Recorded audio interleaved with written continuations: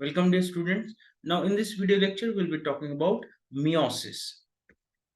तो basically last lecture में हमने माइटोसिस देखा था, माइटोसिस की फेजेस देखी थी। अब हम देखते हैं meiosis. As compare to mitosis, meiosis is more complex and longer process than mitosis, क्योंकि यहाँ पर माइटोसिस के कंपैरिजन में दो फेजेस आती है। दो फेजेस इन द सेंस दो स्टेप्स आती है, जिसमें मियोसिस 1 आता है और मियोसिस 2 आता है। माइटोसिस में ऐसा नहीं रहता, राइट। माइटोसिस में सीधे सीधे एक से दो सेल्स बन जाते हैं, लेकिन मियोसिस में एक से दो सेल बनेंगे, फिर उन दो सेल्स से चार सेल बनेंगे, राइट। तो हम कहेंगे कि meiosis is more complex process as compare to mitosis. और मियोसिस स्पेसिफिक सेल में ऑब्जर्व होते हैं, जिनको हम रिप्रोडक्टिव सेल्स कहेंगे। जहां पर गमिट्स बनने वाले हैं, उन सेल्स में मियोसिस देखने को मिलेगा।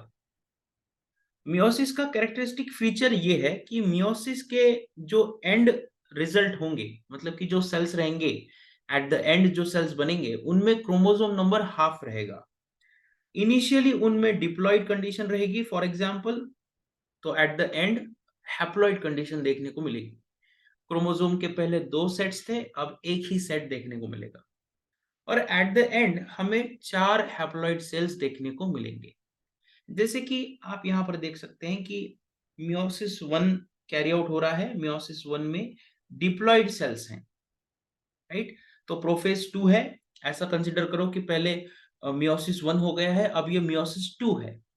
तो मियोसिस 2 के एंड में दो रिजल्ट अपने को, मियोसिस 1 के एंड में हमें दो सेल मिले, अब मियोसिस 2 के एंड में देखिए हमें चार सेल्स मिलेंगे, राइट। तो एट द एंड हम देख सकते हैं वी हैव व्हाट वी से 4 cells, and at the end ये जो 4 cells हैं ये haploid होंगे। all these are haploid cells, right? So basically what we are saying that meiosis 1 will involve two steps, जिसमें पहला है meiosis 1। फिर बाद में जो meiosis 1 के end results होंगे वे meiosis 2 में जाएंगे, और meiosis 2 में जाने के बाद वे बनाएंगे और दो सेल्स। तो ये भी डिप्लॉइड सेल था, ये भी डिप्लॉइड सेल था, लेकिन ये रहेंगे हैप्लॉइड सेल्स। तो हम कहेंगे कि जो क्रोमोसोम नंबर है वह रिड्यूस हो चुका है, और एट द एंड हमें 4 हैप्लॉइड सेल्स मिले, राइट। देन मियोसिस में दो फेजेस रहती हैं, मियोसिस 1, मियोसिस 2। देखिए मियोसिस 2 जो है वो माइटोसिस की तरह ही रहता है, कोई मेजर चेंज नहीं। लेकिन मियोसिस 1 जो है, मियोसिस 2 माइटोसिस की तरह है, मियोसिस 1 जो है उसमें मेटाफेज 1, एनाफेज 1, टीलोफेज 1 ये माइटोसिस जैसा ही होता है, लेकिन प्रोफेज जो है वो काफी अलग है, right. The prophase of meiosis 1 is very much different. Prophase 1 of meiosis 1 is divided into 5 subphases, जिसमें पहली आती है लेप्टोटीन, दूसरी आती है जाइगोटीन, तीसरी है पैचिटीन, डिप्लोटीन एंड डाइकेनेसिस। सो ऐसी 5 सब फेजेस मिलकर प्रोफेज 1 में इंक्लूड होती है, और हर एक फेज को हम एक characteristic you can say structure से डिफाइन करते हैं, राइट। देखिए यहाँ पर हमने ओवरऑल चीजें आपको दिखाई है। कंसिडर करो कि ये क्रोमोसोम मेल से आए हैं, ये क्रोमोसोम फीमेल से आए हैं, और ये डिप्लॉइड सेल है, right. And now this diploid cell will undergo interphase, और उसमें भी हम बात कर रहे हैं एस फेज के बारे में। अब जैसे ही एस फेज में जाएगा, डीएनए का डुप्लीकेशन होगा। तो आप देख सकते हैं यहाँ पर डीएनए डुप्लीकेशन होने के बाद पहले एक एक क्रोमेटिड था, अब दो दो क्रोमेटिड है, और दो क्रोमेटिड मिलके क्रोमोसोम बन गया। अब होता क्या है कि जो होमोलॉगस क्रोमोसोम्स रहते हैं, homologous chromosome that means chromosome number 1 from mother and chromosome number 1 from father. Suppose this is chromosome number 1 from mother and this is chromosome number 1 from father. ठीक है, अब ये जो होमोलॉगस क्रोमोसोम्स हैं उनमें crossing over नाम का एक फिनोमेनन होता है। ठीक है, कौन सा? क्रॉसिंग ओवर नाम का एक फिनोमेनन होता है जिसकी वजह से फीमेल के क्रोमोसोम का कुछ हिस्सा यह मेल के क्रोमोसोम में चला जाता है और मेल क्रोमोसोम का कुछ हिस्सा फीमेल के क्रोमोसोम में चला जाता है। That means there is physical exchange of the DNA segments between the homologous chromosome, right? So meiosis 1 की खासियत यह है कि यहां पर होता है crossing over. That means physical exchange of DNA segments between homologous chromosomes,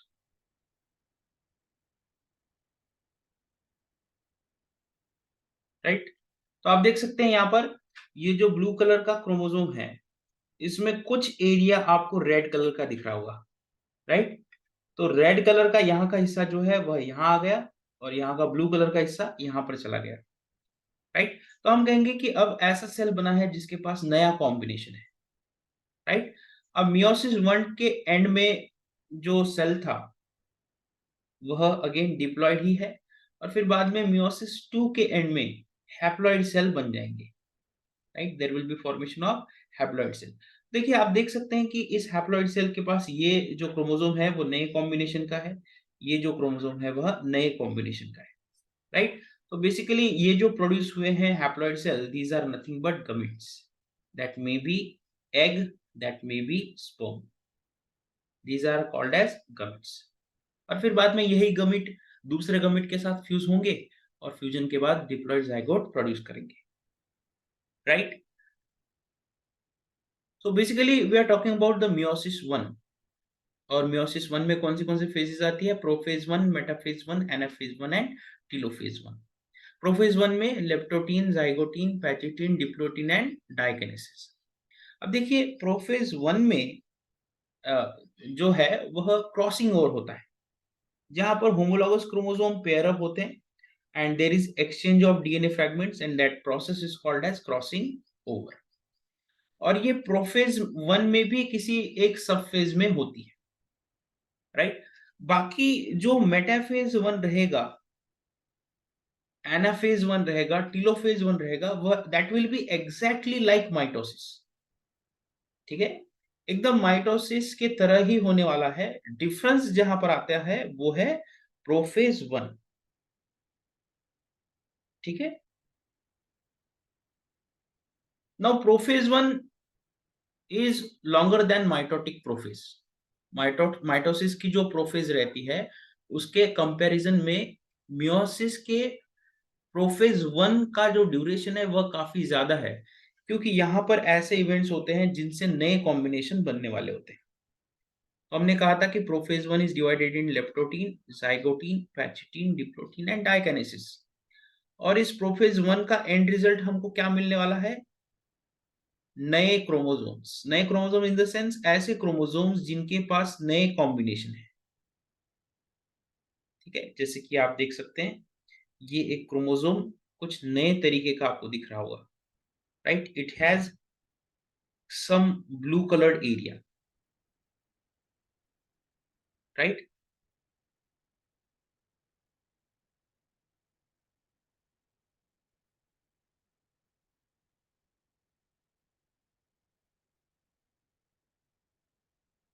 और ये दूसरा क्रोमोसोम है जिसके पास रेड कलर का एरिया है। हम कहेंगे कि यहाँ पर न्यू कॉम्बिनेशन बन रहे हैं और ये जो न्यू कॉम्बिनेशन बन रहे हैं that is only because of the process of crossing over. तो क्रॉसिंग ओवर बनने के लिए पहले बात तो क्रोमोसोम का कंडेंसेशन होना चाहिए and that process will occur in leptotene phase. फिर उसके बाद दोनों क्रोमोसोम एक दूसरे के पास में आने चाहिए और थोड़े चिपकने चाहिए। मतलब कि सिनेप्टोनिमल कॉम्प्लेक्स बनना चाहिए, that will be carried out into zygotene phase. Then उसके बाद प्रॉपर क्रॉसिंग ओवर होना चाहिए, जो होता है पैचेटीन फेज में। फिर उसके बाद सिनेप्टोनिमल कॉम्प्लेक्स का डिसोल्यूशन होना चाहिए, मतलब कि कॉम्प्लेक्स टूटना चाहिए, वो होता है डिप्लोटिन फेज। और डायकाइनेसिस में जो है वह दोनों क्रोमोसोम सेपरेट हो जाते हैं और न्यूक्लियर मेम्ब्रेन जो है वह डिसॉल्व होना शुरू हो जाता है, राइट। अब इन्हीं चीज को हम डिटेल में यहां पर देखते हैं। Let us first talk about the leptotene phase. So basically leptotene phase is the first phase of prophase 1, जहां पर क्रोमोसोम का कंडेंसेशन स्टार्ट हो जाता है, राइट। जो क्रोमोसोम पहले ऐसे फाइब्रिलर थे, वे फाइब्रिलर क्रोमोसोम अब प्रॉपर मेटाफिजिक क्रोमोसोम जैसा स्ट्रक्चर लेना शुरू कर देते हैं, ठीक है। इनिशिएट हो जाता है chromosome condensation, right. The chromosome of two sister chromatids changes from diffused state to condensed visible form. Diffused मतलब कि ऐसा समझो फाइब्रिलर, फाइब्रिलर स्टेट से वे कंडेंस्ड स्टेट में कन्वर्ट होना शुरू हो जाते हैं। और ये दोनों जो सिस्टर क्रोमैटिड्स हैं वो एक दूसरे के साथ टाइटली बाउंड रहते हैं। In short, condensation of chromatid will takes place in the leptotin phase, right? Leptotene phase के बाद आती है अब जाइगोटीन फेज।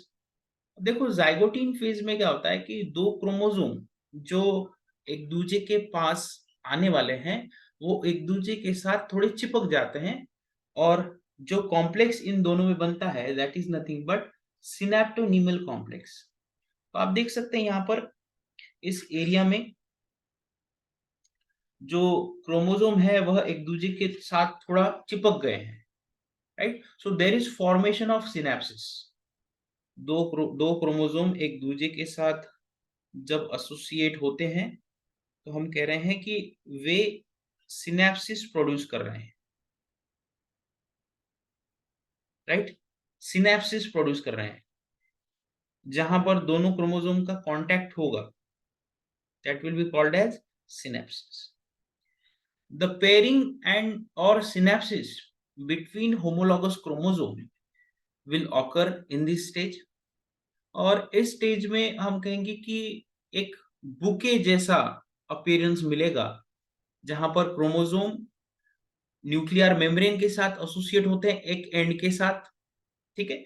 और एक बुके जैसा एरिया आपको मिलेगा न्यूक्लियस में, ऐसा बुके जैसा स्ट्रक्चर देखने को मिलेगा, ठीक है। ऐसा कुछ स्ट्रक्चर देखने को मिलेगा आपको, right. So this process in which bouquet-like appearance will be shown. So that's why this step will be called as bouquet stage। zygote को क्या कहा जाएगा? bouquet stage कहा जाएगा। आप देख सकते हैं कि क्रोमोसोम एक एंड के थ्रू न्यूक्लियर मेम्ब्रेन के साथ एसोसिएट हो चुके हैं, राइट। और बुके जैसा एक अपीयरेंस देखने को मिल रहा है। So there will be formation of synaptonymal complex during this stage। कौन सी स्टेज में? zygote stage. अब जाइगोटीन के बाद नेक्स्ट स्टेज आती है पैचेटीन फेज, जो कि सबसे इंपॉर्टेंट फेज है। यहीं पर क्रोमोसोम्स का, क्रोमोसोम सेगमेंट्स का, डीएनए सेगमेंट का एक दूसरे के साथ एक्सचेंज होने वाला है। तो आप देख सकते हैं कि जो क्रोमोसोम है वह एक दूसरे के साथ एक्सचेंज हो रहे हैं, या क्रोमोसोम सेगमेंट एक दूसरे के साथ एक्सचेंज हो रहे हैं। सपोज ये क्रोमोसोम नंबर 1 है मेल का और ये क्रोमोसोम नंबर 1 है फीमेल का। तो आप देख सकते हैं कि chromosome number 1 of male and chromosome number 1 of female they are forming a cross bridge, जिसको क्रॉस ओवर कहेंगे हम। और क्रॉस ओवर होने के बाद जो ब्लू वाला पार्ट है वह रेड कलर के क्रोमोसोम में चला गया, और जो रेड वाला पार्ट है वह ब्लू कलर के क्रोमोसोम में चला गया, जिसकी वजह से हम कहेंगे कि एक रिकॉम्बिनेंट डीएनए बना है या रिकॉम्बिनेंट्स बने हैं। अब इसमें भी जो दो क्रोमैटिड इन्वॉल्व रहेंगे वो रिकॉम्बिनेंट क्रोमैटिड कहलाए जाएंगे, और जो दो क्रोमैटिड रिकॉम्बिनेशन में इन्वॉल्व नहीं है उनको हम नॉन रिकॉम्बिनेंट कहेंगे। मतलब कि जो ये वाला क्रोमैटिड है और ये वाला क्रोमैटिड है, ये पेरेंट जैसे होंगे, right. This chromatid is complete blue, this chromatid is complete red, that means ये पेरेंटल कॉम्बिनेशंस हो गए। अगर इस क्रोमेटिड की बात करोगे तो यह ब्लू के साथ साथ रेड कलर भी शो कर रहा है, मतलब कि यह एक नया कॉम्बिनेशन है, और ये क्रोमेटिड भी एक नया कॉम्बिनेशन है, इसलिए उसको हम रिकॉम्बिनेंट क्रोमेटिड्स कहेंगे, राइट। तो देखिए, जब क्रॉसिंग ओवर होना होता है तो होमोलॉगस क्रोमोसोम के नॉन सिस्टर क्रोमेटिड्स एसोसिएट होते हैं। अगर आप इन दो क्रोमेटिड्स की बात करो, ठीक है, ये जो दो क्रोमेटिड्स है इनको हम कहेंगे सिस्टर क्रोमेटिड्स। सिस्टर क्रोमेटिड्स मतलब कि ऐसे क्रोमेटिड्स जो सेम क्रोमोसोम को बिलोंग करते हैं, ये भी दोनों हो गए sister chromatids. But when we talk about these two are non-sister chromatids, right? These two are nothing but non-sister chromatids. So always keep in mind कि होमोलॉगस क्रोमोसोम के नॉन सिस्टर क्रोमेटिड्स में रिकॉम्बिनेशन होता है, right. Non sister chromatids of homologous chromosome exchange segments, और जहां पर exchange होता है उस एक्सचेंज साइट को हम चाइज़मेटा कहते हैं, राइट। जहां पर एक्सचेंज होता है ना, जहां पर क्रॉस होते हैं दोनों क्रोमेटिड्स, उसे हम कहेंगे चाइज़मेटा। तो चाइज़मेटा फॉर्मेशन होता है पैचिटिन स्टेज में और क्रॉसिंग ओवर होता है, राइट। उसके बाद आती है diplotene phase. Now, in case of diplotin phase after recombination, जो दोनों क्रोमेटिड्स है उनका डिसोल्यूशन स्टार्ट हो जाता है, मतलब कि ये जो एक दूसरे के साथ ऐसे इंटरवून्ड है उनको सेपरेट करना है अभी, तो हम कहेंगे कि डिसोल्यूशन होगा सिनेप्टोनीमल कॉम्प्लेक्स का। There will be dissolution of synaptonemal complex. The synaptonemal complex degrades and homologous chromosome separates slightly from one another. लेकिन ये कंप्लीटली सेपरेट हुए हैं क्या? नहीं हुए। क्रोमोसोम्स थोड़े से अनकॉइल हो जाते हैं, जिसकी वजह से कुछ डीएनए का ट्रांसक्रिप्शन होता है, जिसकी वजह से कुछ ऐसे प्रोटीन्स बनेंगे जो आगे जाकर हेल्प करेंगे दोनों क्रोमोसोम्स को सेपरेट होने में। Now the chiasmata that has formed in Pachydin phase will remain on the chromosome until the anaphase 1. जब तक anaphase 1 नहीं आती तब तक chiasmata ऐसे का वैसा ही रहेगा। फिर एट द एंड प्रोफेज 1 की लास्ट स्टेट आती है डाइकाइनेसिस, जहां पर क्रोमोसोम और ज्यादा कंडेंस होते हैं और जो न्यूक्लियोलस रहता है, यहाँ पर न्यूक्लियस के अंदर न्यूक्लियोलस रहता है, वह डिसअपियर हो जाएगा, राइट। और न्यूक्लियर मेम्ब्रेन डिसइंटीग्रेट हो जाएगी और माइटोटिक स्पिंडल का फॉर्मेशन स्टार्ट हो जाएगा।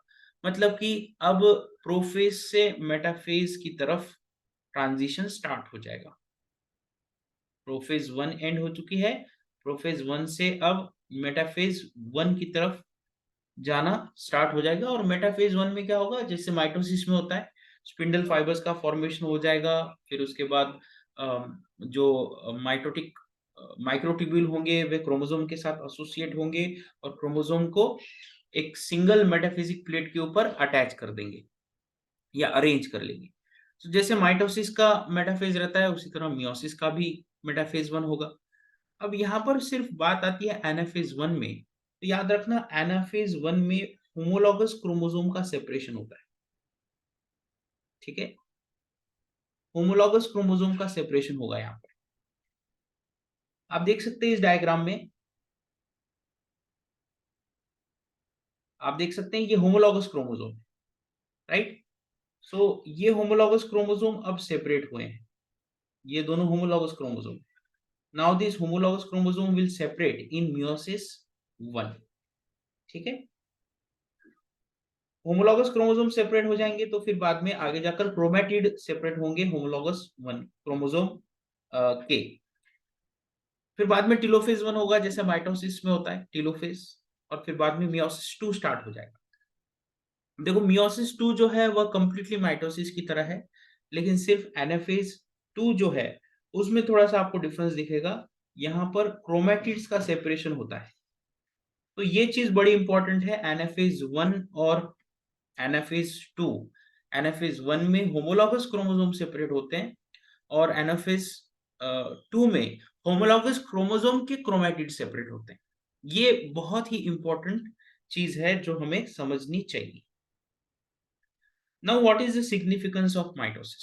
सबसे इंपॉर्टेंट माइटोसिस का सिग्निफिकेंस ये है कि यहाँ से गमीटिक सेल्स या गमीट्स बनते हैं, है ना? अगर स्पर्म प्रोड्यूस होना है तो स्पर्मेटोजेनेसिस के थ्रू स्पर्म प्रोड्यूस होंगे, and spermatogenesis is nothing but a meiosis process. अगर एग प्रोड्यूस होना है तो oogenesis के थ्रू एग प्रोड्यूस होंगे, and that is also a meiotic process, right? तो ये है इंपॉर्टेंस मियोसिस का। और साथ ही साथ मियोसिस के वक्त जो क्रोमोसोम नंबर है वो हाफ हो जाता है।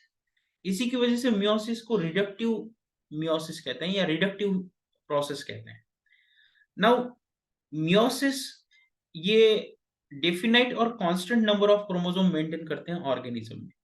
मतलब कि वो एग्जैक्टली अगर 46 क्रोमोसोम है तो 23 क्रोमोसोम का गमीट प्रोड्यूस करते हैं। तो एक constant number of chromosome meiosis के थ्रू मेंटेन होता है, राइट?